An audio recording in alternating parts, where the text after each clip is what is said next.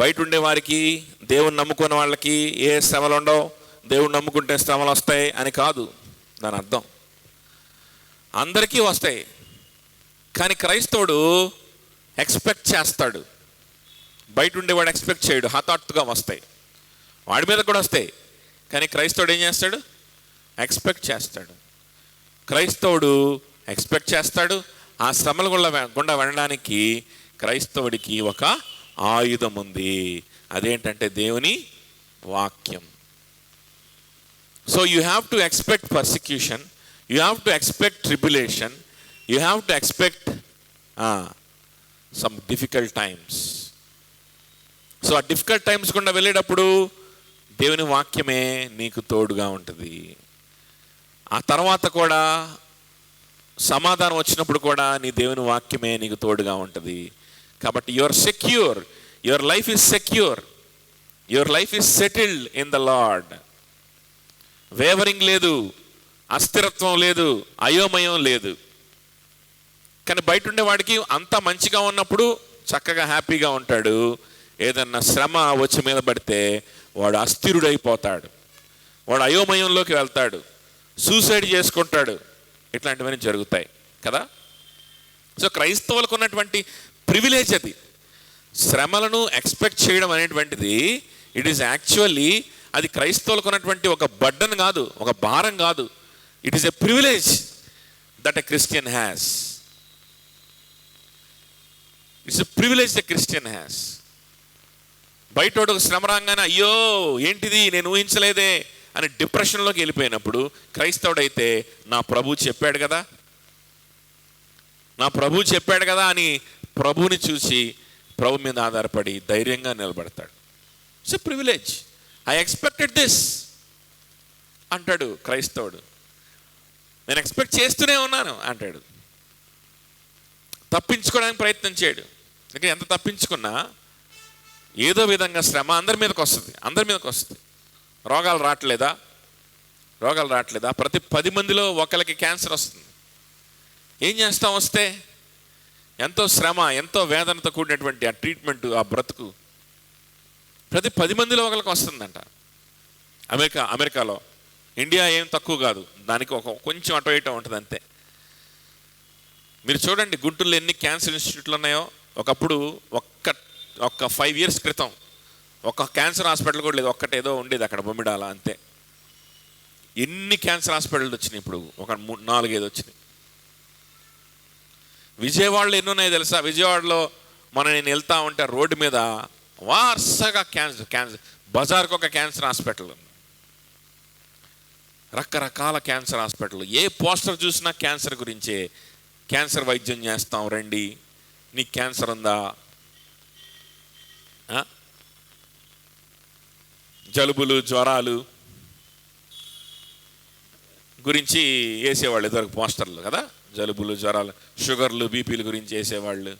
తర్వాత ఎముకలు ఇరిగినాయా, మీ ఎముకలు మేము సెట్ చేస్తాం రండి అని ఎముకలకి వేసేవాళ్ళు. ఇప్పుడు ఎన్ని పోయినాయి, జలుబులు పోయినాయి, జ్వరాలు పోయినాయి, ట్రామా పోయింది, ఎమర్జెన్సీ పోయింది, ఇవన్నీ పోయినాయి. ఇప్పుడు లేటెస్ట్ ట్రెండ్ ఏంటంటే ఒక హాస్పిటల్లో ఒక లేటెస్ట్ ట్రెండ్, ఒక హాస్పిటల్ కడితే ఆ హాస్పిటల్ లేటెస్ట్ ట్రెండ్ ఏంటి, క్యాన్సర్ చికిత్స ఉంది అని చెప్పడం ఇప్పుడు లేటెస్ట్ ట్రెండ్.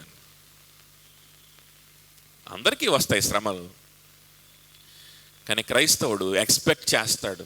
క్రైస్తవుడు తప్పించుకోవడానికి ప్రయత్నం చేయడు. క్రైస్తవుడు యేసు క్రీస్తు నిమిత్తం, ప్రభు నిమిత్తం, ఆయన సువార్త నిమిత్తం, సంఘము నిమిత్తం తన శ్రమల్లోకి తీసుకువెళ్ళడానికి కూడా ఆయన సిద్ధంగా ఉంటాడు. He'll be ready to take himself through tribulations for the sake of Christ. Yesukristu కోసం శ్రమల గుండా వెళ్ళడానికి సిద్ధంగా ఉన్నటువంటి వాడికి బయట నుంచి ఏదన్నా చిన్న శ్రమ వస్తే అసలు ఒక లెక్క కూడా ఉండదు. బయట నుంచి ఏదైనా అనారోగ్యం వచ్చిన ఒక 4 రోజులు లేకపోతే ఒక నెల రోజులు ఒక లెక్క కూడా ఉండదు. ఆర్థిక సమస్యలు లెక్క కూడా ఉండదు. అయ్యో అది కొనుక్కోలేకపోతున్నానే, ఇది కొనుక్కోలేకపోతున్నానే, ఆ వస్తువులు లేవే, ఈ వస్తువులు లేవే, మా ఇల్లు ఎట్లాగుందే అట్లాగుందే. లెక్క కూడా చేయడు. క్రైస్తవుడు అంటే అది. ప్రతిదానికి ఏడుస్తా కూర్చోడు. కొంతమంది ఏదైనా వస్తువు చూసి అది కొనుక్కోలేకపోతే ఏడుస్తారు. కొంతమంది పక్కన చూసి వాళ్ళలాగా నా బ్రతుకు లేదని ఏడుస్తారు. ప్రతిదానికి ఏడుపే. ఏ చిన్న ఇబ్బంది వచ్చినా ఏడిపే, ఏ చిన్న అవమానం వచ్చినా ఏడిపే, ఏ చిన్న పరిస్థితి అనుకూలంగా లేకపోయినా ఏడిపే, అన్నిటికీ ఏడిపే, అన్నిటికీ డిప్రెషన్. క్రైస్తవుడి లక్షణం కాదు.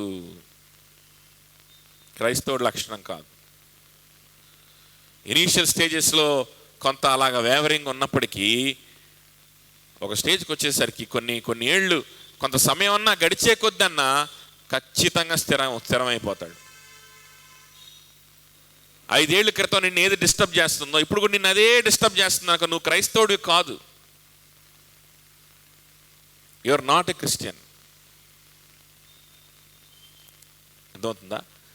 You are not born again. Accept Christ as your Lord and get born again. Get saved at least now. ఎందుకంటే క్రైస్తవుడు అనేవాడు ఏం చేస్తాడంటే యాంటిసిపేట్ చేస్తూ ఉంటాడు, ఇంకా శ్రమని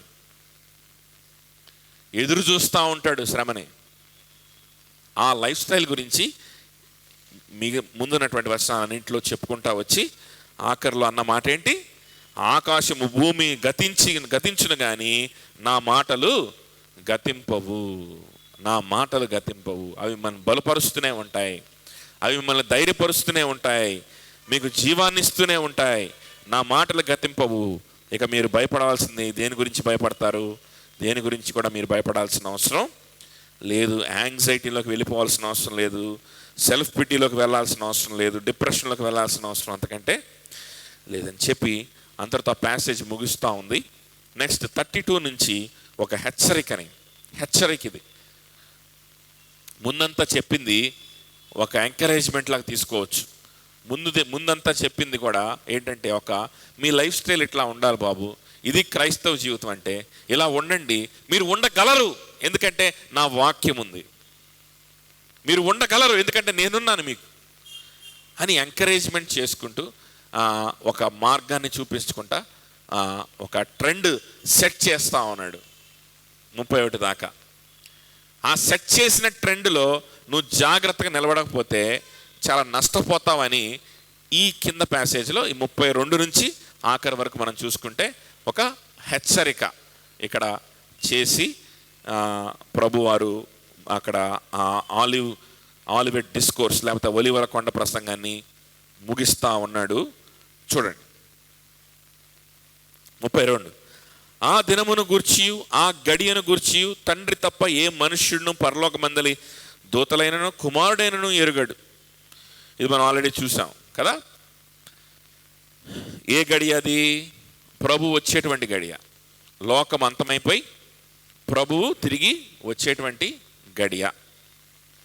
33. జాగ్రత్త పరుడి, మెలకువగా నుండి ప్రార్థన చేయుడి, ఆ కాలము ఎప్పుడు వచ్చునో మీకు తెలియదు. మెలకువగా ఉండి ఏం చేయాలంట? జాగ్రత్త పడండి. అది శ్రమలు జరుగుతున్నప్పుడు రావచ్చు, శ్రమలు అయిపోయిన తర్వాత కూడా రావచ్చు. కానీ అది వచ్చేలోపు ఆ కాలం వచ్చేలోపు అయితే ఖచ్చితంగా శ్రమ జరుగుద్ది, శ్రమ గుండా నువ్వు వెళ్ళవలసి వస్తుంది. ఆ ఒక్క ఎపిసోడ్ అన్నా సరే ఖచ్చితంగా శ్రమ అనేటువంటిది మనము అందరం కూడా అనుభవించి తీరుతాం. కాబట్టి ఆ దినములలో శ్రమ తీరిన తర్వాత అన్నాడు 24 వచనంలో. ఓకే, సో కాబట్టి అది జరుగుద్ది. అయితే అంచె దినాల్లో, ఎండ్ టైమ్స్ అంటే ఇంకా ప్రభు వచ్చే టైంలో కూడా శ్రమ జరుగుద్ది. శ్రమ అయిపోద్ది, మళ్ళా శ్రమ వస్తుంది, మళ్ళీ శ్రమ అయిపోద్ది. సో ఇట్లా జరుగుతూనే ఉంటాయి, శ్రమ అనేది వస్తూనే ఉంటుంది. అర్థమవుతుందా? ఇంకొంచెం ఎక్కువ ఇంటెన్సిటీలో రావచ్చు కాలం గడిచే కొద్దీ, ఇంకొంత వరస్ట్ సిచ్యువేషన్స్లో మనం వెళ్ళొచ్చు కాలం గడిచే కొద్దీ కదా. క్రైస్తవులేనా? భూమి అంతా కూడా చాలా భయంకరమైన సిచ్యువేషన్స్లోకి వెళ్తుంది. పాండమిక్స్ కావచ్చు, పొల్యూషన్ కావచ్చు, ఆర్థిక మాంద్యం కావచ్చు కదా. భూమి అంతా కూడా అలాంటి సిచ్యువేషన్స్లోకే వెళ్తుంది. ప్రపంచంలో నలుమూలలో కూడా మనుషుల థింకింగ్ కూడా వరస్ట్గా చేంజ్ అవుతుంది. ఫ్యాసిజం వైపు కదా, బానిసత్వం వైపు, మళ్ళా అంటరాంతనం వైపు, మళ్ళా ఇటువంటి కొన్ని భయంకరమైనటువంటి పరిస్థితుల వైపు ప్రపంచం అంతా వెళ్తుంది. ఒక్క భారతదేశమే కాదు, మన ఒక్క ప్రాంతమే కాదు, ప్రపంచం అంతా వెళ్తుంది. ఇప్పుడు లేటెస్ట్ ట్రెండ్ ఏంటో తెలుసా? Hitler does nothing wrong, Hitler is nothing wrong. Hitler అనేవాడు చేసింది ఏమాత్రం కూడా అది తప్పేమీ కాదు అని హిట్లర్ అడుగుజాడల్లో నడిచి మళ్ళా ఆ హిట్లర్ తీసుకొచ్చిన ఫ్యాసిజం మళ్ళా తీసుకురావడానికి ప్రయత్నం చేస్తారు కొంతమంది యూత్ గ్రూప్స్. ఆ నాజీ ఫ్యాసిజం ఏదైతే ఉందో అది మంచిది, అది ఏ తప్పు కాదు అది అని చెప్పి హిట్లర్ అడుగుజాడల్లో నడుద్దామని గ్రూప్స్ తయారవుతూ ఉన్నారు. ఫర్ ఎగ్జాంపుల్ చెప్తున్నా, ప్రపంచం అంతా ఇట్లా జరుగుతూ ఉంది. మిస్టిసిజం వైపు పరిగెత్తుతూ ఉన్నారు మనుషులు. ఏదో మిస్టికల్ థింకింగ్ కావాలి మనుషులకి. ఏదో ఉంది, ఏదో తపస్సు చేస్తే, ఏదో యోగా చేస్తే ఏదో అవుద్ది, భగవంతుడితోటి నీ ఆత్మ అనుసంధానం అవుద్ది, అప్పుడు నీకు ఒక రకమైన ఫీలింగ్ వస్తుంది, ఒక రకమైన పులకింత వస్తుంది, అప్పుడు నీ మైండ్ ఏటో వెళ్ళిపోయి అప్పుడు నీ మైండ్ అంతా గొప్ప గొప్ప సంగతులు తెలుసుకుంటా ఉంటుంది. ఇట్లా కహానీలు చెప్తే బాగా విని దానికోసం జీవితాన్ని వెచ్చిస్తున్నాం అనేటువంటిది జరుగుతూ ఉంది.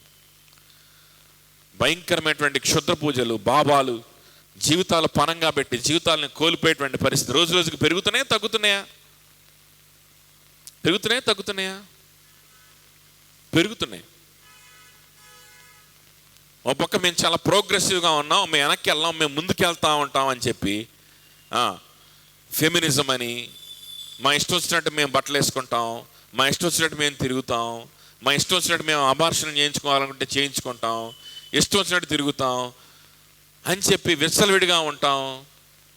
ఆడ మగ తేడా లేకుండా ప్రవర్తిస్తాం, మగవాళ్ళు ఆడవాళ్ళం అయిపోతాం, ఆడవాళ్ళం మగవాళ్ళం అయిపోతాం అని ఇష్టానుసారంగా ప్రవర్తించే వాళ్ళు మేము ప్రోగ్రెసివ్గా ఉన్నామని చెప్పి, మేము డెవలప్మెంట్ దిశగా అడుగులు వేస్తున్నామని చెప్పి వీళ్ళు ముందుకెళ్తూ ఉంటారు. అట్ ద సేమ్ టైం ఇంకొక పక్కన ఏం జరుగుతుందంటే భయంకరమైన మూఢనమ్మకాల్లో జీవితాలని కోల్పోయేటువంటి పనులు జరుగుతూ ఉన్నాయి. అర్థమవుతుందా? ఇవన్నీ కూడా ఉపయోగం లేనటువంటి విషయాలు అన్నమాట. సో ఇవన్నీ జరుగుతున్నాయి లోకంలో, ఎవరు తప్పించుకోలేరు. Days are becoming worse and worse. ఇవన్నీ జరుగుతాయి. తర్వాత ఏమొస్తుంది అంటున్నాడు ప్రభు? అంతము వస్తుంది, తర్వాత రాకడ వస్తుంది. ఆ దినములలో కూడా, అంటే ఆ లాస్ట్ డేస్లో కూడా ఇదే ప్యాటర్న్ కొనసాగుద్ది, ఇంకొంచెం ఇంటెన్సిఫై అవుద్ది. ఆ తర్వాత ఏమొస్తుంది? ప్రభు యొక్క రాకడ వస్తుంది. రైట్. 33 ఎలా వస్తుంది? జాగ్రత్త పరుడి, మెలకుగా నుండి ప్రార్థన చేయుడి, ఆ కాలం ఎప్పుడు వచ్చునో మీకు తెలియదు. ఆ కాలం ఎప్పుడు వచ్చునో మీకు, అది ఎప్పుడు సంభవిస్తుందో, ప్రభు ఎప్పుడు వస్తాడో మీకు తెలియదు, నేను కూడా చెప్పలేను అని ఆయనకి 2 మేధస్సులు ఉన్నాయని మాట్లాడుకున్నాం. ఒక మేధస్సు మానవ మేధస్సు కాబట్టి మానవ మేధస్సుని బట్టి ఆయన మాట్లాడుతూ ఉన్నాడు. నేను చెప్పను, నాకు తెలియదు. కాబట్టి ఏం చేయాలి?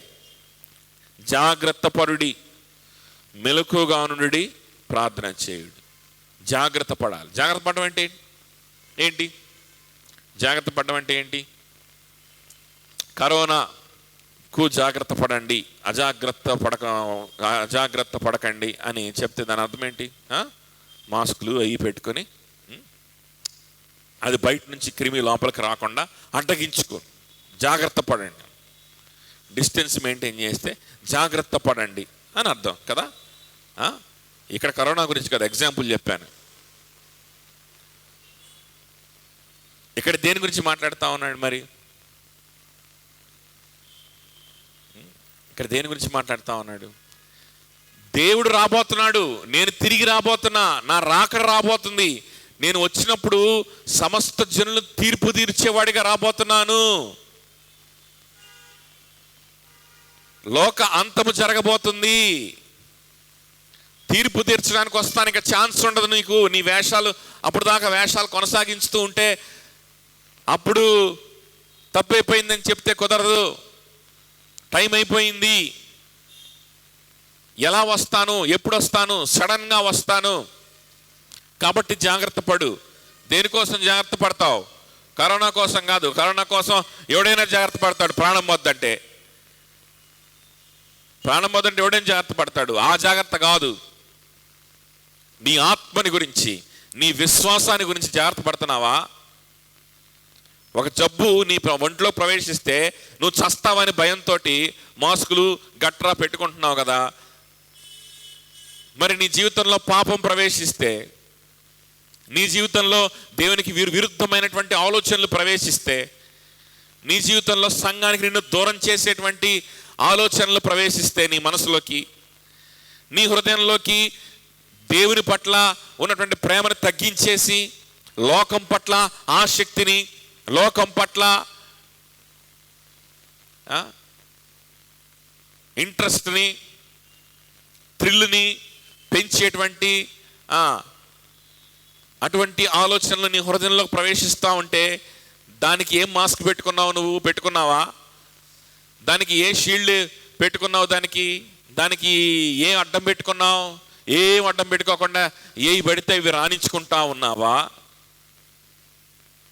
నేను పోరాడుతున్నా, నాకు తెలుసు దేవుళ్ళలో ఉండాలని, నాకు అర్థమవుతుంది అంటే కుదరదు. నాకు తెలుసు కరోనా వస్తుందని, కానీ కరోనా పేషెంట్ దగ్గరికి వెళ్ళి వాడు తగ్గితే వెళ్ళి పీల్చుకొని వచ్చా అంటే కుదురుద్దా? కుదరదు. తెలిసినప్పుడు ఏం చేయాలి? నిరంతరము జాగ్రత్త కలిగి ఉండాలి. నీ హృదయంలోకి ప్రవేశించకూడని ప్రవేశిస్తున్నాయి అని నీకు అర్థమైనప్పుడు ఏం చేయాలి?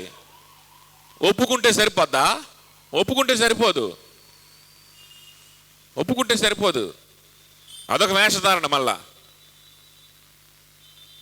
అవును ప్రభువా, నేను ఒప్పుకుంటున్నానయ్యా, నా హృదయంలోకి లేనిపోయి వస్తున్నాయి, నిన్ను ప్రేమించలేకపోతున్నాను, లోకాశలు వస్తున్నాయి, వాళ్ళు వస్తున్నారు, వీళ్ళు వస్తున్నారు, వాళ్ళ మాటలు వస్తున్నాయి అని చెప్పి మొత్తం ఒప్పుకుంటే ఏదో దేవుడు ఏదో నువ్వు భక్తిపరురాలు అని ఫీల్ అవుతాడు అనుకోబాకండి.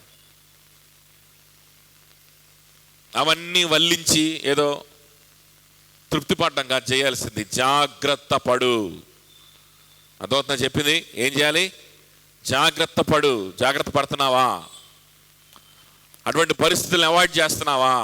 అటువంటి ఆలోచనలు అవాయిడ్ చేస్తున్నావా? ఏ పని చేసినప్పుడు, ఎలాంటి పరిస్థితిలో ఉన్నప్పుడు, ఎలాంటి లైఫ్ స్టైల్ నువ్వు ఎంచుకున్నప్పుడు నీకు అలాంటి ఆలోచనలు వస్తున్నాయో గమనించుకుంటున్నావా? అటువంటి లైఫ్ స్టైల్ని అవాయిడ్ చేస్తున్నావా? అటువంటి మాటలను అవాయిడ్ చేస్తున్నావా? అది ముఖ్యం. దేవునికి విరుద్ధమైనటువంటి, దేవునికి సంబంధం లేనటువంటి, దేవుని సేవకి, దేవుడికి ఇచ్చినటువంటి జీవితానికి, దేవుడికి ఇచ్చిన లైఫ్ స్టైల్కి, నీకు చూపించిన దానికి సంబంధం లేనటువంటి, దేవుని వాక్యం మాట్లాడేటువంటి వాక్యానికి సంబంధం లేనటువంటి లైఫ్ స్టైలు, సంబంధం లేనటువంటి ఆలోచనలు నీ లోపలికి వస్తున్నప్పుడు జాగ్రత్త పడడం మనం చేయాలి. ఏ పరిస్థితుల్లో వస్తున్నాయో గమనించుకొని ఆ పరిస్థితులను అవాయిడ్ చేయాలి. అవునా? ఏ ప్రాంతాల్లో వస్తున్నాయో ఆ ప్రాంతాలు అవాయిడ్ చేయాలి. ఏ మనుషుల వల్ల వస్తున్నాయో ఆ మనుషులను అవాయిడ్ చేయాలి. ఏ లైఫ్ స్టైల్లో, ఏ షెడ్యూల్లో నువ్వు ఉంటే వస్తున్నాయో ఆ షెడ్యూల్స్ని అవాయిడ్ చేసేయాలి. వేరే షెడ్యూల్స్ని పెట్టుకోవాలి. నీ జీవితాన్ని సెట్ చేసుకోవాలి. జాగ్రత్త పడు. ఇంకా అంచెదినం దగ్గరగా ఉందని తెలిసిన కొలది జాగ్రత్త పడడానికి ఇంకా మనం ప్రయత్నం చేస్తూ ఉండాలి. సరే, అంచెదినం ఎప్పుడు వస్తో తర్వాత సంగతి ఎవరికి తెలియదు అని చెప్తున్నాడు, అది పక్కన పెట్టేసి. నువ్వు ఎప్పుడు మరణిస్తావు నీకు తెలుసా? కనీసం నువ్వు ఎప్పుడు మరణిస్తావో తెలియదు, జాగ్రత్త పడు అని చెప్తే, లేదు నేను ఆరోగ్యంగా ఉన్నాగా, నాకు బీపీ బాగుంది, పల్స్ బాగుంది, బ్లడ్ టెస్ట్ బాగుంది, షుగర్ బాగుంది, బీపీ బాగుంది అని మొత్తం అంతా హెల్త్ చెకప్ అంతా చేయించుకొని అన్నీ బాగున్నాయి, బతుకుతానులే ఈజీగా ఇంకో 20 ఏళ్ళు అని చెప్పి ఫీల్ అవుతావని ఆ ఛాన్స్ కూడా ఇవ్వకుండా ప్రభు ఏమంటున్నాడంటే, నువ్వు బ్రతికుండంగా కూడా ఇప్పుడే జరగచ్చు ప్రభు రాకడ. అప్పుడేం చేస్తావు? ఇప్పుడు మనం మాట్లాడుకుంటున్నప్పుడు ఈ క్షణమే ప్రభు రావచ్చు. అప్పుడేం చేస్తావు?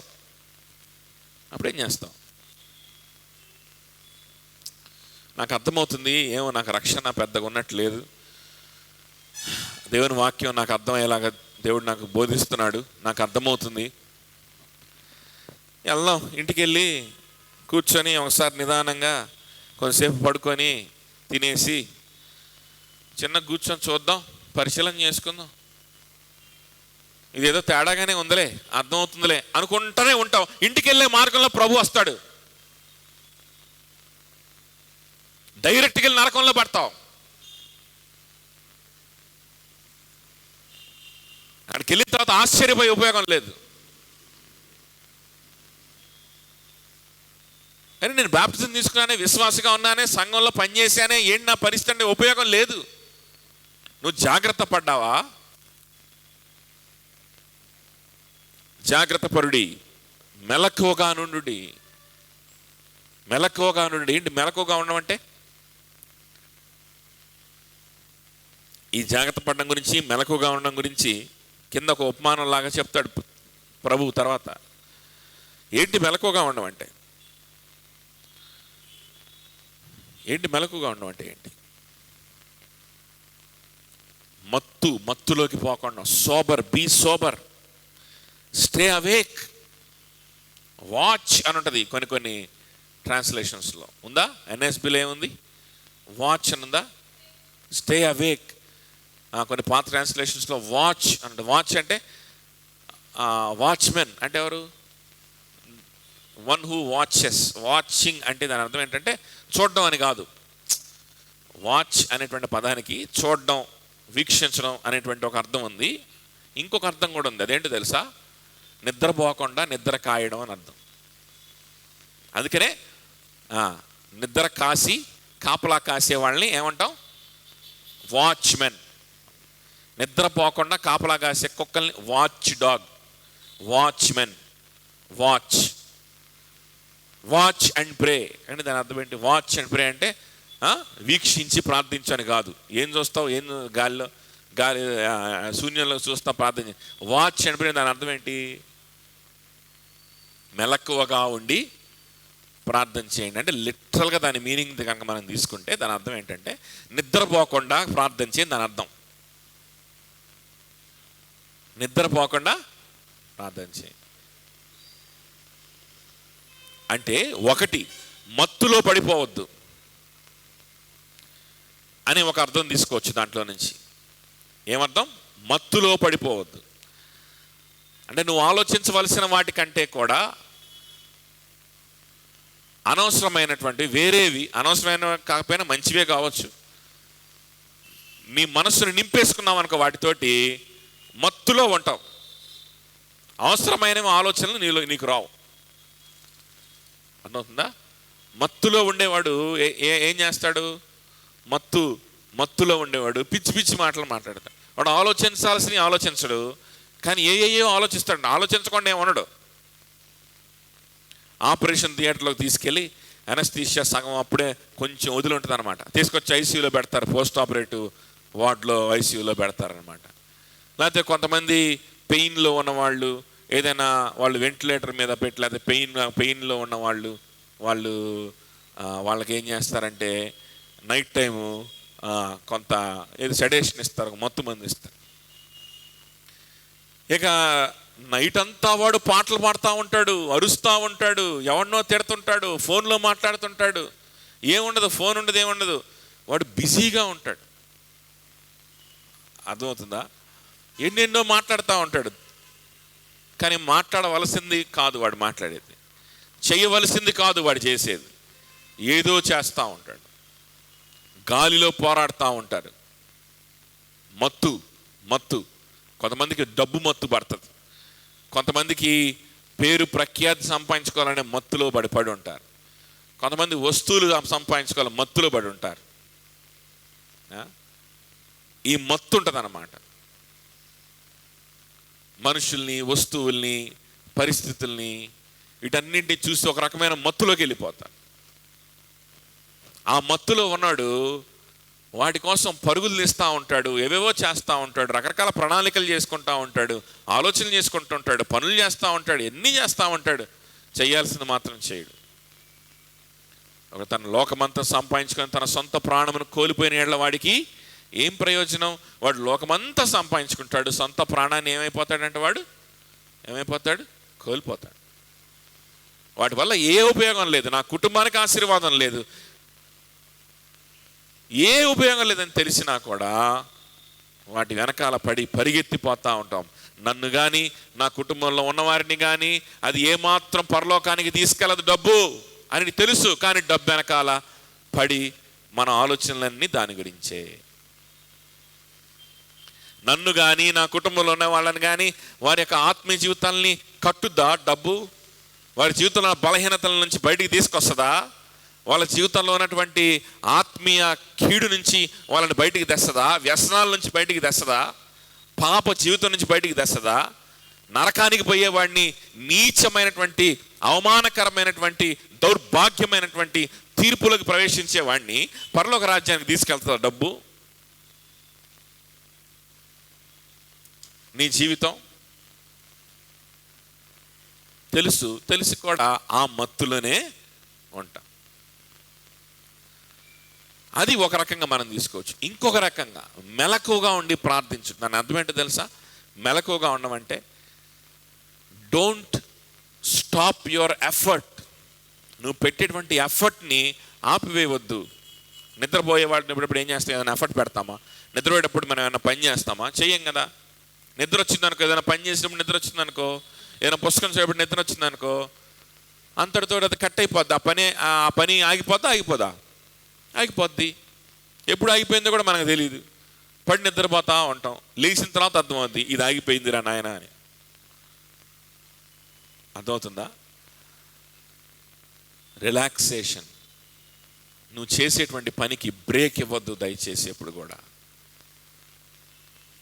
నిన్న కూడా మనం మాట్లాడుకున్నాం కదా, నీవు ఏంటది, మీరు ఒప్పుకొనిన దానిని అంతము వరకు గట్టిగా పట్టుకోమని చెప్తా ఉన్నాడు కదా హీబ్రూస్లో. మీరు ఒప్పుకొని దానిని అంతం వరకు గట్టిగా పట్టుకో. ఆ విధంగా గట్టిగా పట్టుకో. ఆ విధంగా ఆ నిరీక్షణను కాపాడుకో. ఆ విధంగా కాపాడుకోవడానికి రోజు కలవండి, ఒకరినొకరు హెచ్చరించుకోండి, ఒకరినొకరు పురికలుపుకోండి, ప్రేమించడానికి పురికొల్పండి. సత్క్రియలు, దేవుని నిమిత్తం సత్క్రియలు చేయడానికి, దేవుని నిమిత్తం సువార్త ప్రకటించడానికి, దేవుని నిమిత్తం పరిచర్య చేయడానికి, అటువంటి సత్క్రియల కోసం ఒకరినొకరు మీరు ప్రోత్సహించుకోండి అని చెప్తున్నాడు కదా. ప్రతి సత్క్రియల్లో మీరు abound in the works of the Lord, ప్రతి సత్క్రియ మీరు ఏమన్నాడు? మనం చదువుకున్నాం కదా, abound in the works of the Lord. ప్రభు పనుల్లో మీరు అత్యాసక్తులై అభివృద్ధి పొందండి, విస్తారంగా చెయ్యండి. ఆగిపోయారనుకో, రిలాక్స్ అవుదాం అనుకున్నావనుకో, కీడు ప్రవేశించవచ్చు. లోకం నీ హృదయంలో ప్రవేశించే అవకాశం ఉంది. ఒక విశ్వాసకి ఎప్పుడు కూడా నేను చెప్తున్నాను, 17 ఏళ్ళు విశ్వాస జీవితాన్ని బట్టి, వాక్యంతో ఉన్నటువంటి సంబంధాన్ని బట్టి నేను చెప్తున్నాను, ఒక విశ్వాసి ఎప్పుడు కూడా అబ్బా ఇన్ని రోజులు సహవాసంలో ఉన్నాం, ఇన్ని సంవత్సరాలు వాక్యం సహవాసం, సంఘం అనుకుంటా ఉన్నాం, ఈ ఒక్క నెల లేకపోతే ఈ ఒక్క వారం ఏ సహవాసం లేకుండా, ఏ ఆత్మ సంబంధమైనటువంటి ఆలోచనలు లేకుండా, కేవలం ఎంటర్టైన్ అవుతూ, కేవలము నాకు ఇష్టం వచ్చిన ఫుడ్ తిని, కేవలము నేను టీవీ ముందు కూర్చొని నాకు ఇష్టం వచ్చిన షోస్ అన్నీ చూసి నేను రిలాక్స్ అవుదాం, లేకపోతే కేవలం నా ఫ్రెండ్స్, నా పాత ఫ్రెండ్స్ ఉన్నారబ్బా ఇన్ని సంవత్సరాలు ఆత్మీయ సహోదరులు, నా స్కూల్ ఫ్రెండ్స్ ఉన్నారు కదా, నా కాలేజ్ మేట్స్ ఉన్నారు కదా, వాళ్ళతో కొంతసేపు గడుపుతాం. ఈ ఒక్క రోజు, ఈ ఒక్క నెల, ఈ ఒక్క వారం, ఒక్క రోజు కాదు కదా, ఒక్క గంట కూడా అలా గడుపుదాం అనే ఆలోచన విశ్వాసమైతే నీకు రాదు.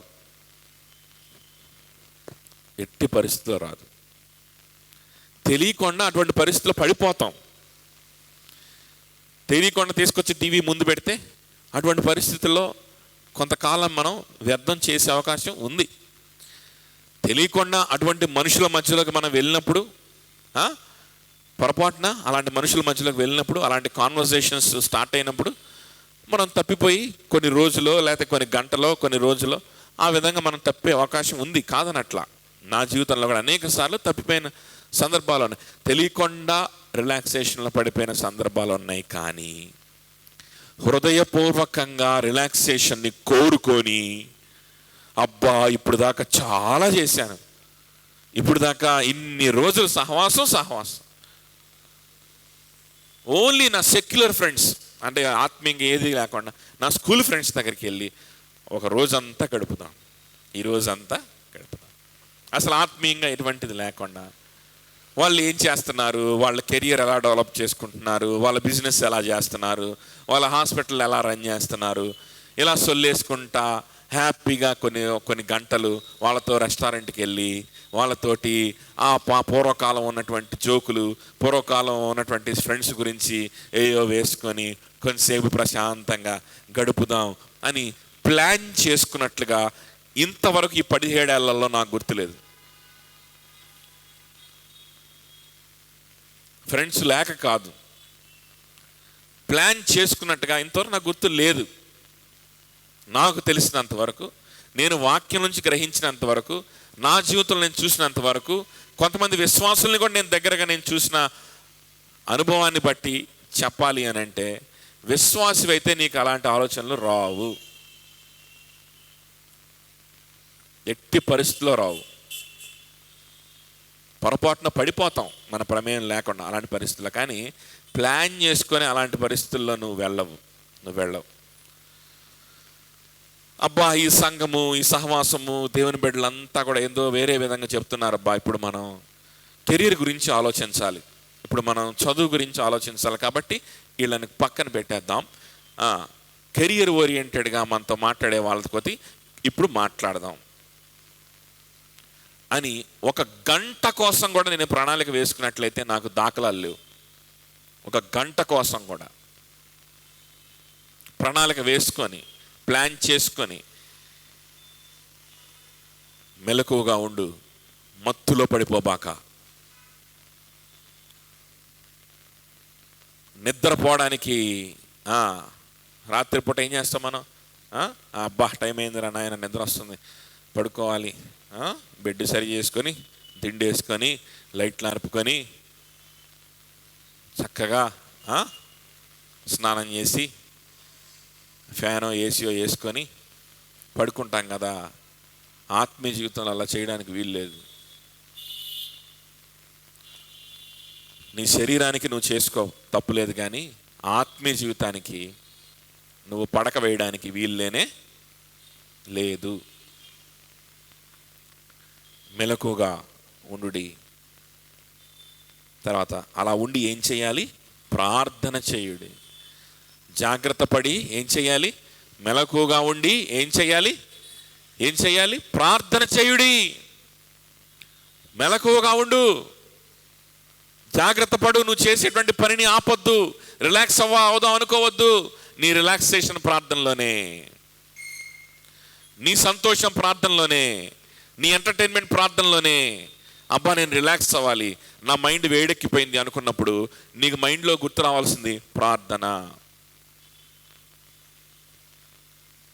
అర్థమవుతుందా?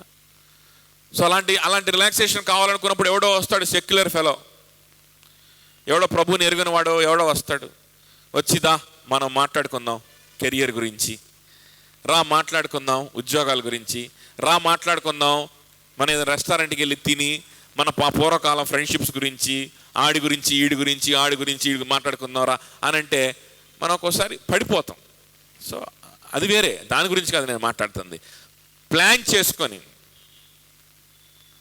బాగా వేడెక్కింది, అబ్బా పరిచర్య వాక్యం నేర్చుకొని బుర్ర బాగా వేడెక్కింది, ఇప్పుడు నేను ఇవన్నీ పక్కన పెట్టేసేసి కేవలం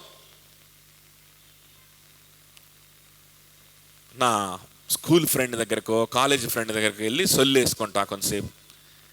అబ్బా ఎన్ని విడిచిపెట్టేసేసి నా ప్రొఫెషనల్ లైఫ్ నేను ఎంజాయ్ చేస్తా కొంతసేపు. ఇవంతా నాకు బాగా వేడెక్కిపోయింది, బుర్ర వేడెక్కిపోయింది. వాక్యం చదివి సరి చేసుకొని పశ్చాత్తాపడి వాక్యాన్ని అర్థం చేసుకొని స్తుతించి బాగా ఏమైపోయింది, బుర్ర వేడెక్కిపోయింది. పరిచర్య చేసి వాళ్ళతో మాట్లాడి వీళ్ళతో మాట్లాడి సువార్త ప్రకటన చేసి సువార్త చెప్పి ఇవన్నీ చేసి చేసి విసిగిపోయి. కాబట్టి నేను let me enjoy my professional life today, let me enjoy my old friendships today అని ప్లాన్ చేసుకున్న దాఖలాలు నా జీవితంలో అయితే లేదు. ఆ విధంగా ప్లాన్ చేసుకుంటా అంటే నేనైతే అది అవిశ్వాసిగానే చూస్తాను. నేనైతే అటువంటి వ్యక్తుల్ని రక్షింపబడలేదనే చూస్తాను. నేను నాకు వాక్యం అలా నేర్పించింది. మరి మీకు ఎలా నేర్పిస్తుంది నాకు తెలియదు.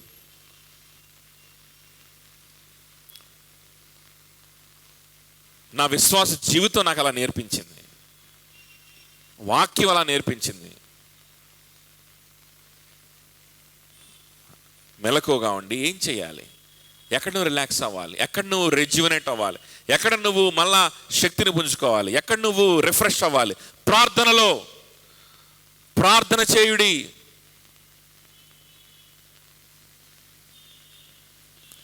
పరిస్థితులు చాలా గజిబిజిగా ఉన్నాయి, గందరగోళంగా ఉన్నాయి, అయోమయకరంగా ఉన్నాయి. ఎక్కడ నాకు రిలాక్సేషన్ వస్తుంది? మరి ఎక్కడ వస్తుంది? ఇలాంటి పరిస్థితిలో ఉన్నాను కాబట్టి నేను ప్లాన్ చేసుకున్నాను వెళ్ళిపోదామని.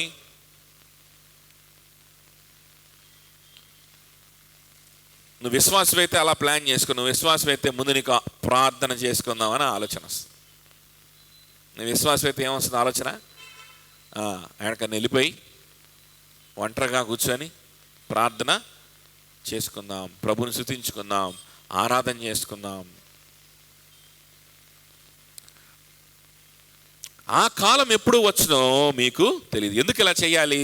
ఎందుకంటే ఆ కాలం ఎప్పుడు వచ్చునో మీకు తెలియదు. కాబట్టి నిరంతరం జాగ్రత్తగా మెలకువగా ప్రార్థన చేస్తూ ప్రభువులో బలపడుతూ ప్రభు పనిలో నువ్వు ఉంటూ సంతోషంగా కాన్ఫిడెంట్గా నువ్వు ఉంటా ఉంటే ఎప్పుడు ఈరోజు నాకు మరణం వచ్చినా, ఈరోజు ఇప్పుడే ప్రభు దిగి వచ్చినా నేను ధైర్యంగా ఆయన ముందు నిలబడగలుగుతానని అనేటువంటి నిరీక్షణ ఉంటుంది నీలో. నువ్వు ప్రభు కోసం ఎదురు చూస్తూ ఉంటావు, సంతోషంగా ఉంటావు. శ్రమ వచ్చినా బాధ వచ్చినా నా ప్రభు నా కోసం రాబోతున్నాడు, నా ప్రభు నాకు కావాల్సిన ప్రతిఫలాన్ని తెస్తాడు అని సంతోషంతో ఎదురు చూస్తూ ఉంటావు. ఆ కాన్ఫిడెన్స్ ఉంటుంది నీలో. లేకపోతే ఎందుకు ఉంటుంది? ఉండదు. ఏ చిన్న ఇబ్బంది వచ్చినా వెళ్ళి ఏ ఫ్రెండ్స్ కాళ్ళు పట్టుకుంటావు పోయి. ఏ ఆర్థిక సమస్య వచ్చిందనుకో వెళ్ళి ఎవడో కాళ్ళు పట్టుకుంటావు. ఆర్థిక సమస్యలు వస్తాయేమో అని చెప్పి ఎవడో ఒకళ్ళ కాళ్ళు పట్టుకునే ఉంటావు. ఆత్మీయ జీవితం గురించి ఆలోచించావు, నీ సైకలాజికల్ కండిషన్ గురించి ఏం ఆలోచించవు అన్నమాట. డబ్బు కోసం, ఏదో రిలాక్సేషన్ కోసం, ఏదో ఒక ఫీలింగ్ కోసం మనుషుల కాళ్ళు పట్టుకొని నీచమైన దౌర్భాగ్యమైన స్థితిలో ఒక క్రైస్తవుడికైతే ఉండాల్సిన కర్మ లేదు. Because a Christian has something called prayer. A Christian has something called gospel. A Christian has something called hope, faith, assurance. అమ్మో వీడికి లోపడకపోతే ఏమైద్దో, అమ్మో వీడు చెప్పినట్టు చేయిపోతే ఏమైద్దో, అమ్మో వీడి ఫ్రెండ్షిప్ కోల్పోతే ఏమైద్దో, అమ్మో వీడిని అనవసరంగా వీడిని వదిలేసుకుంటే రేపొద్దున నాకు ఏమైద్దో, ఒకవేళ నాకు హెల్ప్ కావాల్సి వస్తే ఎవడు చేస్తాడు? ఇలాంటి దౌర్భాగ్యులే చెయ్యాలి. ఎందుకంటే నేను దౌర్భాగ్యురాలిని కదా, నేను దౌర్భాగ్యుడిని కదా. కాబట్టి నాకు ఎవరు చేయాలి? ఈ దౌర్భాగ్యులే నాకు హెల్ప్ చేయాలి. నాకు దేవుడు లేడుగా. రక్షింపడినోడు అట్లా ఆలోచించాల్సిన అవసరం లేదు. కర్మ లేదు, ఆలోచించరు. ఒక్కొక్క మూమెంట్లో ఆలోచించిన తర్వాత అన్నా సరి చేసుకుంటారు. ఇదే ఆలోచనలో పడి ఉన్నావనంటే నువ్వు రక్షింపబడలేదు. పశ్చాత్తాపడి దేవుని దగ్గర కన్నీరు కార్చి రక్షింపబడితే పరలోకానికి వెళ్తావు, లేకపోతే నరకానికి వెళ్తావు. చూడండి, ఒక మనుషుడు తన దాసులకు అధికారం ఇచ్చి ప్రతివానికి వాని పని నియమించి మెలకువగా ఉండమని ద్వారపాలకునికి ఆజ్ఞాపించి ఇల్లు విడిచి దేశాంతరము పోయినట్టే ఆ కాలము ఉండును. ఒక యజమాని ఉన్నాడు, ఏం చేశాడు? దాసులకు అధికారం ఇచ్చాడు ఇల్లంతటి మీద. ఆ ఇంట్లో ఉండే వాళ్ళందరికీ కూడా ఆహారము, వారు ఏ సమయంలో ఆహారం ఇవ్వాలో ఆహారం ఇవ్వడానికి, ఆ ఇంట్లో ఉండే వాళ్ళందరికీ కూడా పోషించడానికి, ఆ ఇల్లంతటి మీద కూడా ఒక దాసుడికి యజమాని ఏం చేశాడంట? అధికారాన్ని ఇచ్చాడు. అధికారాన్ని ఇచ్చి దేశాంతరము వెళ్ళిపోయాడు. ఇక్కడ కూడా ఇవే పదాలు మళ్ళా వాడుతూ ఉన్నాడు, ఉపమాన రూపంలో మనకి ఎగ్జాంపులరీగా చెప్తా ఉన్నాడు. ఏం పదాలు? ఆ దాసుడికి ఏం చెప్పాడు? జాగ్రత్తగా ఉండు, వీళ్ళు నా ప్రజలు, నా పిల్లలు, నా భార్య, వీళ్ళకి ఏ టైంలో ఏం ఫుడ్ పెట్టాలో నువ్వు పెట్టాలి, ఇది నా ఇల్లు, నువ్వు జాగ్రత్తగా నువ్వు చూసుకోవాలి, ఏమాత్రం కూడా అజాగ్రత్తగా ఉండడానికి వీలు లేనే, నువ్వు చేసే పని నువ్వు కొనసాగిస్తూ ఉండాలి. నేను వచ్చిందాక షెడ్యూల్ ప్రకారం ఏం చేయాలో, ఎప్పుడు ఏం చేయాలో, ఏ అవర్లో ఏం చేయాలో క్రమంగా నువ్వు చేస్తూ కొనసాగుతూ ఉండాలి. నేను వచ్చిందాక నువ్వేం చేయాలి? కొనసాగుతూ ఉండాలి. అజాగ్రత్త పనికి రాదు, జాగ్రత్తగా చేయాలి. అజాగ్రత్తగా ఆషామాషిగా చేయడానికి కుదరదు. నువ్వు జాగ్రత్త పడాలి. ఇంట్లోకి ఎవడన్నా దొంగ వస్తున్నాడేమో జాగ్రత్తగా చూసుకోవాలి, ఎవరిని రానివ్వకూడదు. నీ జీవితాన్ని నువ్వు జాగ్రత్తగా చూసుకోవాలి, ఇంటిని జాగ్రత్తగా చూసుకోవాలి. అర్థమవుతుందా? ఇక్కడ ఇల్లు అన్నప్పుడు దేవుడు మనకి ఇచ్చినటువంటి బ్రతుకను, జీవితమను ఈ విధంగా మనం తీసుకోవచ్చు. కానీ ప్రతిదానికి కూడా మనం పోల్చి ఇటువంటి పోలికలు ఏవైతే దేవుని వాక్యంలో ఉంటాయో ఆ పోలికలు ప్రతి డీటెయిల్ని మనం పోల్చకూడదు. ఓకే, ఓవరాల్గా మనం తీసుకోవాలన్నమాట. సో హీబ్రూలో ఉండేటువంటి పోలికల్ని ఓవరాల్గా తీసుకోవాలి, మరీ డీటెయిల్స్లోకి వెళ్ళి ప్రతిదాన్ని పోల్చకూడదు. కాబట్టి ఒక దాసుడు ఇంటి మీద అధికారం జాగ్రత్తగా ఉండమన్నాడు,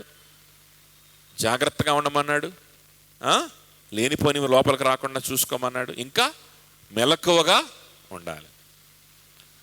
నాకు రిలాక్సేషన్ కావాలి కదా, నాకంటూ ఒకటి కావాలి కదా, నా ఇష్టానుసారంగా కూడా నేను చెయ్యాలి కదా అని నువ్వు బయటికి పోవడానికి వీలు లేదు. నేను వచ్చిందాకా నీకు ఏదైతే షెడ్యూల్ ఇచ్చానో ఆ షెడ్యూల్ ప్రకారం నువ్వు పని చేస్తూనే ఉండాలి అని దాసుడికి ఏం చేశాడంటే, దాసుడు అంటే అలానే షెడ్యూల్ ఇచ్చేసి వెళ్ళిపోతారు యజమానులు. అలా వెళ్ళాడు. 35, ఇంటి యజమానుడు ప్రొద్దు గుంకి వచ్చునో, అర్ధరాత్రి వచ్చునో, కోడి కూయినప్పుడు వచ్చునో, తెల్లవారునప్పుడు వచ్చునో, ఎప్పుడు వచ్చునో మీకు తెలియదు. ఏ టైంలో వస్తాడో తెలియదు, ఏ రోజు వస్తాడో తెలియదు, ఏ టైంలో వస్తాడో కూడా తెలీదు. ఈయన తిరిగి మోస్ట్లీ మధ్యాహ్నాల పూటే వస్తాడు ఇంటికి. ఈయన ట్రైను హైదరాబాద్ వెళ్ళాడు, హైదరాబాద్ ట్రైన్ ఎప్పుడు వస్తుంది? మధ్యాహ్నం వస్తుంది. కాబట్టి మధ్యాహ్నాల పూట మాత్రం జాగ్రత్తగా ఉందాం, ఇంట్లో పని చేస్తున్నట్టు యాషాలు వేద్దాం, పొద్దున పూట రిలాక్స్ అయిపోదాం అనుకోవడానికి వీలు లేదు. ఆయన వెళ్ళింది ట్రైన్లో కాదు, వెళ్ళింది హైదరాబాద్ కాదు. ప్రభు రాకడ గురించి మాట్లాడుతున్నాడు ఇక్కడ. ఆయన ఎప్పుడైనా వస్తాడు, ఆయన మేఘారూరుడై వస్తాడు, ఆయన మధ్య ఆకాశంలో వస్తాడు, మేఘారూరుడై వస్తాడు, ఎప్పుడైనా వస్తాడు, ఏ గడియలైనా వస్తాడు. అర్థమవుతుందా? మధ్యాహ్నం కావచ్చు, రాత్రి కావచ్చు, పొద్దుగుంకినప్పుడు కావచ్చు, కోడి కూసినప్పుడు కావచ్చు, ఎప్పుడు వస్తాడో మీకు తెలియదు. ఆయన అకస్మాత్తుగా వచ్చి వీరు నిద్రపోవుచుండుట చూచునేమో.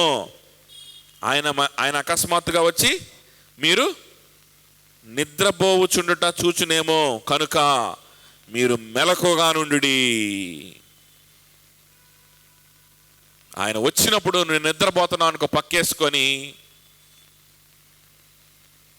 నిద్రపోతున్నావు అనుకో, మామూలుగా ఉండదు.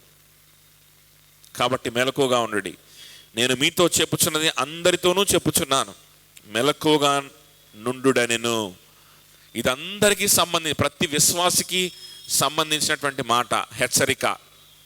కానీ కానీ నిజంగా విశ్వాసంలో స్థిరంగా ఉన్నటువంటి నలుగురికి మాత్రమే ఈ ఆలివేట్ డిస్కోర్స్ అంతా చెప్తున్నాడని మనం ముందే చూసాం. నలుగురు ఎవరు? ఎవరా నలుగురు? చెప్పాలి ఎవరు?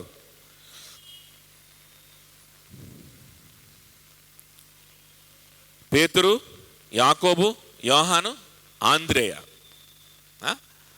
పేతురు, యాకోబు, యోహాను, ఆంద్రేయ. పేతురు, యాకోబు, యోహాను అసలు వాళ్ళు స్టాండర్డ్ పర్సన్స్. ఇక్కడ ఇంకొక ఆయన యాడ్ అయ్యాడు. ఎవరు? ఆంద్రేయ. సో నలుగురితోనే మాట్లాడుతున్న మాటలు ఇవి. కానీ ఇవందరికీ బాబు, మీ శిష్యులందరికీ, ఎంతమంది నాకు శిష్యులుగా ఉండాలనుకుంటున్నారో వాళ్ళందరికీ. కానీ ఈ నలుగురితో ఎందుకు మాట్లాడుతున్నారు? అర్థం చేసుకునే వాడికే ఇవి అర్థమవుతాయి. అర్థం చేసుకునే మనసు ఉంటేనే అర్థమవుతాయి. మిగిలిన వాళ్ళు అర్థం చేసుకునే మనసులో ఉండొచ్చు, ఉండకపోవచ్చు. అట్ ప్రజెంట్ ఎవరు సిద్ధంగా ఉన్నారో వాళ్ళకి చెప్తున్నాడు. వీళ్ళ ద్వారా మరలా ఈ మాటలు ప్రతి విశ్వాసకి చేరవేయబడతాయి. అర్థమవుతుందా? ఉందా మనసు? ప్రభుకు లోబడే మనసు ఉందా? ప్రభుకు లోబడే మనసు ఉందా? ఏంటంట, అకస్మాత్తుగా ఆయన వస్తాడు. నిద్రపోవుట ఆయన చూచునేమో. ఎందుకు చూచునేమో? చూస్తే ఏమవుద్దంట? మత్తయి సువార్త తీయండి. చూస్తే ఏమొద్దు? మత్తయి సువార్త 24వ అధ్యాయం. మత్తయి సువార్త 24వ అధ్యాయం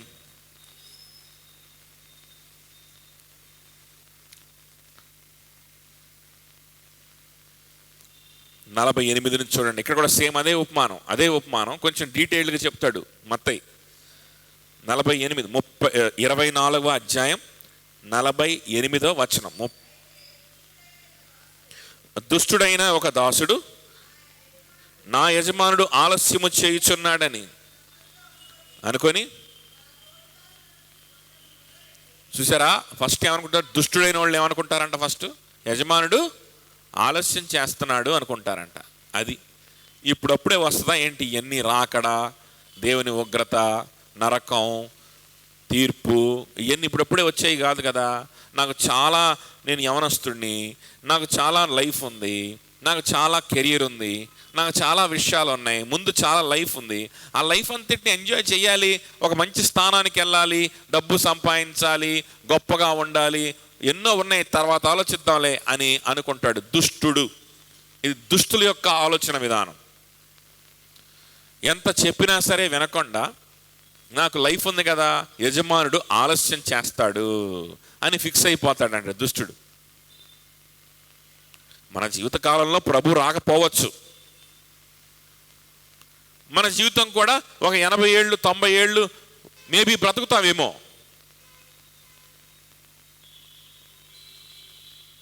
కానీ అలాగ ఆలోచించావంటే నీకు ఒక పేరు వచ్చేస్తుంది, నీకు ఒక టైటిల్ వచ్చేస్తుంది. ఏం టైటిల్ అది?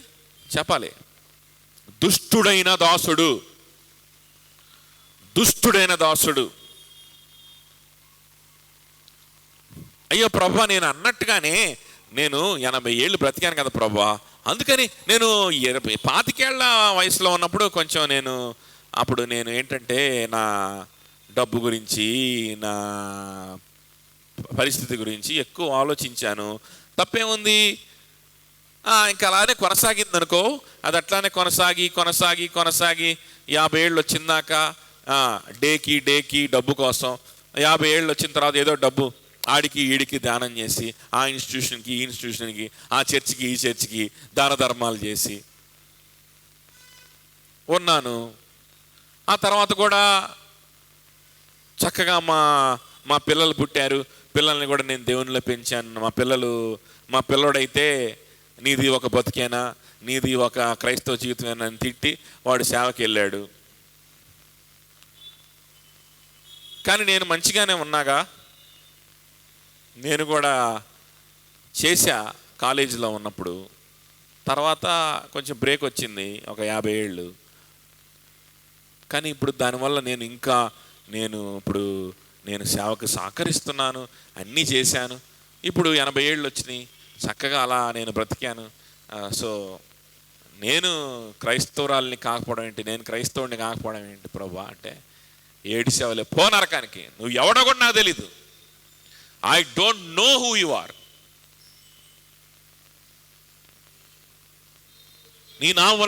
నీ నామమున సూచక్రియలు చేయలేదా, నీ నామమున దయ్యములు వెళ్ళగొట్టలేదా, నీ నామమున ప్రవచనం చెప్పలేదా, నువ్వు ఎవడో కూడా నాకు తెలియదు. అక్రమము చేయువారులారా, నీకున్న టైటిల్ ఏంటి? దుష్టుడైన చెడ్డదాసుడా, నీకున్న టైటిల్ ఏంటి?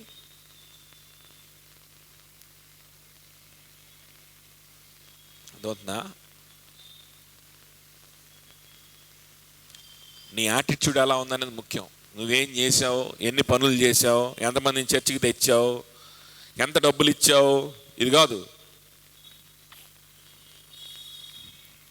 యజమానుడు ఆలస్యం చేస్తున్నాను అనుకుంటున్నావా? దుష్టుడైన వాడు అలా అనుకుంటాడంట. అనుకుని ఏం చేస్తాడంట? అయితే దుష్టుడైన ఒక దాసుడు తన యజమాని ఆలస్యం చేయుచున్నాడని తన మనసులో అనుకొని తన తోడి దాసులను కొట్ట మొదలుపెట్టి త్రాగుబోతులతో త్రాగుచూ ఉంటే ఆ దాసుడు కనిపెట్టిన దినములోను వాడు అనుకున్న గడియలోను వాని యజమానుడు వచ్చి ఆ దాసుడు కనిపెట్టని దినములోను వాడు అనుకొనని గడియలోను యజమానుడు వచ్చేసాడు. యజమానుడు వచ్చి ఏం చేశాడంట? వాణ్ణి నరికించి వేషధారులతో కూడా వానికి పాలు నియమించును. అక్కడ ఏడ్పును పండ్లు కొరుకుటను ఉండును. చూడండి, ఇది ఏడుపు పండ్లు కొరుకుట ఉండేటువంటి పాతాళము, దేవుని యొక్క తీర్పు, దేవుని యొక్క శిక్ష సంబంధించినటువంటి పరిస్థితి. ఈ పరిస్థితికి మనం మామూలుగా సింపుల్గా మనం నరకం అని పేరు పెట్టచ్చు. కానీ ఈ నరకానికి ఇంకొక బిరుదు ఇస్తున్నాడు ఇక్కడ. ఆ బిరుదు ఏంటో చాలా జాగ్రత్తగా గమనించాలి. మీరు ఇప్పుడు చదవండి, నా వైపు చూడద్దు, చూసి చెప్పండి ఏంటో ఆ బిరుదు. నరకానికి దేవుడు ఇస్తున్నటువంటి బిరుదు ఏంటి చెప్పు నీత? Yes, very good. ఏంటది? వేషధారుల పాలు, వేషధారులతో పాలు. సో నరకంలో ఎవరు ఉంటారంట ఎక్కువ? అసలు నరకానికి టైటిలే చూడండి ఎట్లాగుందో, వండర్ఫుల్గా ఉంది. నరకంకున్న టైటిల్ ఏంటి? వేషధారులు ఉండే స్థలం. అంటే బ్రహ్మాండంగా నేను క్రైస్తవుడిని అనుకునే వాళ్ళు ఉండే స్థలం. అర్థమవుతుందా? యజమానుడు రావడం ఆలస్యం అవుద్దులే అనుకొని తోటి దాసుల మీద ఆధిపత్యం చెలాయించడానికి, తోటి దాసుల మీద ఆధిపత్యం చెలాయిస్తే సంతోషపడ్డానికి, తోటి దాసుల్ని హింసించి ఏం చేశాడంట? త్రాగుబోతులతో త్రాగుచు దేవుణ్ణి ఎరుగని వాళ్ళతో మనం తినడం తాగడం అని అంటే ఇది ఉపమానం. ఇది ఆ దాసుడు అలా చేశాడు అంటే దేనికి సాదృశ్యం? అదొక ఉపమానం. ఫర్ ఎగ్జాంపుల్ చెప్తున్నాడు అక్కడ. జరుగుతున్న విషయం కాదు. మీరు తాగబాకండి, ఆల్కహాల్ తాగపోతే చాలని కాదు దానికి అర్థం. అర్థమవుతుందా? అక్కడ దాకా పోనవసరంలా. లోకస్తులు ఏం చేస్తారు? తింటా ఉంటారు, త్రాగుతూ ఉంటారు, దేవుని గురించి ఆలోచించరు. వాళ్ళు ఏమనిపిస్తే చేస్తూ ముందుకెళ్తూ ఉంటారు. దేని గురించి ఎక్కువ మనసులో ఎక్కితే అదే చేసుకుంటూ ముందుకి వెళ్ళిపోతుంటారు. తాగుపోతే అయితే తాగుడు ఉంటుంది మనసులో, ఎప్పుడు కూడా అదే ఉంటుంది మనసు నిండా అదే ఉంటుంది. ఏమీ ఎక్కదు, ఏ మాటలు వినిపించవు, ఏ బాధ్యతలు ఉండవు, దేని గురించి ఆలోచనలు ఉండవు. దానికి అదే చేద్దాం అనుకుంటుంటాడు, అదే చేస్తాం. అటువంటి పనులు చేసేవాడు ఆ పనులు చేస్తూ ఉంటాడు. నువ్వు నీ మనసులో మొత్తం డబ్బు ఉంది. నీ మనసులో ఏముంది? డబ్బు ఉంది. నీ మనసులో ఏముంది? వాడితో చూడండి, తాగుబోతులతో కలిసి, తిరుగుబోతులతో కలిసి వాడిని చూచి ఆదర్శంగా పెట్టుకుంటావు. డబ్బులున్న వాడిని చూస్తావు, వస్తువులు ఉన్నవాడిని చూస్తావు, ఫెసిలిటీస్ ఉన్నవాడిని చూస్తుంటావు, సమృద్ధిగా ఉన్నవాడిని చూస్తూ ఉంటావు, అది జీవితం అని చెబుతూ ఉంటావు, దాన్ని ఆదర్శంగా తీసుకుంటా ఉంటావు, ఆ విధంగా టార్గెట్ పెట్టుకుంటా ఉంటావు. నీ బ్రతుకంతా ఇదే ఆలోచనతో నింపుకుంటా ఉంటావు. త్రాగుబోతుకి, డ్రగ్ ఎడిట్కి నీకు ఏ తేడా లేదు. You are not awake, you are not careful about your spiritual life. You are not careful. ముందే చెప్పాను, ఒప్పుకుంటే సరిపోదు, ఒప్పుకుంటే సరిపోదు. జాగ్రత్త ఉండాలి, మెలకువగా ఉండాలి, ప్రభు పనిలో ఉండాలి, ప్రభు పనితో నీ జీవితాన్ని నింపుకుంటూ ఉండాలి, ప్రార్థనలో ఉండాలి కదా. అలా లేకుండా యజమాని ఎప్పుడో వస్తాడులే, ఆలస్యం చేస్తాడులే, చాలా టైం ఉందిలే, ఇప్పుడే ఇట్లాంటి ఎందుకులే, కొన్ని సంవత్సరాలు మన డబ్బు గురించి ఆలోచిద్దాం, కొన్ని సంవత్సరాలు ఉద్యోగం గురించి ఆలోచిద్దాం, తర్వాత చూసుకుందాం, తర్వాత వచ్చిందంతా దేవుడికే ఇద్దాం. ఈలోపు ప్రభు వస్తే, చెడ్డ దాసుడా నీ పేరు, నువ్వు వెళ్ళేది ఎక్కడికి? అందరు వేషధారులు వెళ్ళే ప్రదేశానికి. అక్కడ అందరు వేషధారులు ఉంటారు. ప్రైజ్ ది లార్డ్ బ్రదర్ అంటాడు, కానీ అక్కడికి వెళ్ళంగానే, బ్రదర్ ఏంటి మీరు వచ్చేసారు ఇక్కడికి? మిమ్మల్ని నేను చాలా ఆదర్శంగా తీసుకున్నాను, మీరు మంచి డాక్టరు, మీరు మంచి ప్రాక్టీస్ చేస్తూ దేవుని సేవలో ఉంటూ వాక్యం చెప్తూ మధ్య మధ్యలో బైబిల్ స్టడీలు తీసుకుంటూ డబ్బులకి డబ్బులు సంపాదిస్తూ ప్రాక్టీస్కి ప్రాక్టీస్ డెవలప్ చేసుకుంటూ ప్రసంగాలకి ప్రసంగాలు చెప్తూ అబ్బా భలే వాడబడ్డారు. అసలు మీలాగా నేను కూడా ఒక మంచి డాక్టర్ అయిపోయి అప్పుడు ప్రసంగాలు చెప్పి అప్పుడు పరిచర్యకి సహాయం చేసి ఇవన్నీ చేద్దామని నిన్నే బ్రదర్ నేను ఆదర్శంగా తీసుకుంది, అందుకే బాబు నా దగ్గరికి వచ్చావు. ఇంతకీ ఈ ప్రదేశం ఏంటి బ్రదర్? ఇది పరలోక రాజ్యమా? కాదు నాయన, ఇది నరకం. ఇక్కడ పళ్ళు కొరుకుట ఏముంటాయి, ఇవి ఉంటాయి. అదేంటి నువ్వు నరకానికి వెళ్ళావా? నేను కూడా నిన్ను ఆదర్శంగా తీసుకుని నరకానికి వచ్చావా అనుకుని అప్పుడు బెత్తరపోతే ఉపయోగం లేదు, మళ్ళా తిరిగి బయటికి రావడానికి అవకాశం లేదు. మెలకువగా ఉండి, know what is your lifestyle, know what is a Christian, understand what is a life with Christ, understand the joy in tribulation, understand the joy in embracing lack for an eternal gain.